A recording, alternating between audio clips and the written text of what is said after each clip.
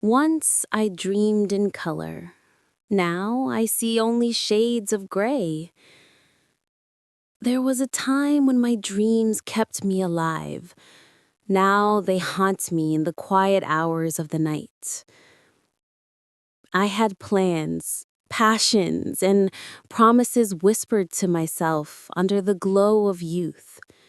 But time, that silent thief, took them one by one, until there was nothing left to lose.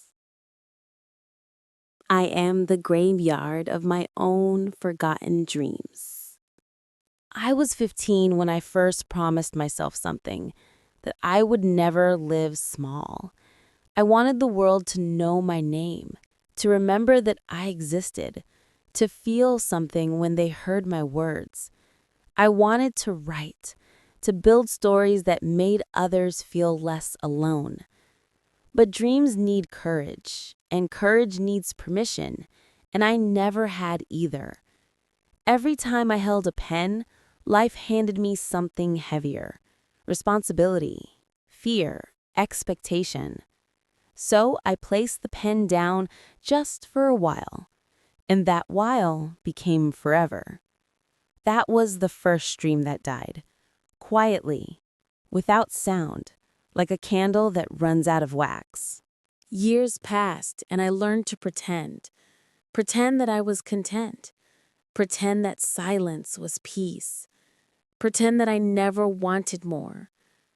I used to look in the mirror and practice smiling, just so no one would ask what I was missing. Inside me, there was still that voice, the girl who wanted to run, to escape, to live fiercely.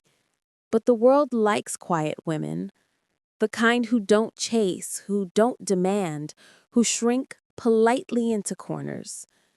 So I learned how to disappear beautifully. That was my second dream, to live for myself. And it died the day I stopped fighting. Hope used to visit me every morning. It would sit on the edge of my bed, whisper, "Today can still be different." But then one day, it didn't come.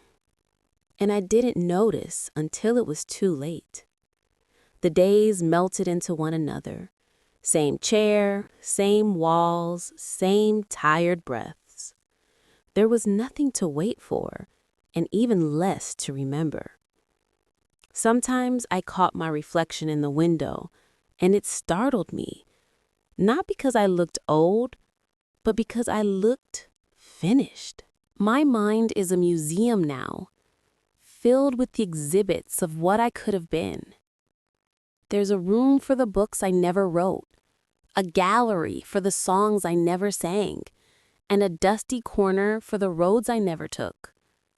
I walk through them sometimes, touch the air, read invisible titles, hear echoes of my younger self saying, "Not yet. Someday." But someday never came. I used to believe time was patient. Now I know it's ruthless. It doesn't wait for the ones who hesitate. There wasn't a single moment when it happened. No crash, no thunder, no goodbye. It happened slowly, quietly, like sand slipping through my hands. I woke up one morning and realized I hadn't dreamed in years. Not just at night, but in the daylight too. No plans, no wishes, no one day. Just routine, just silence.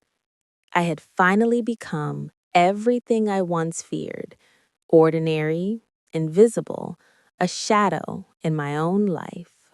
Today, I looked into the mirror for a long time. There was no sadness there, no tears, just a quiet acceptance.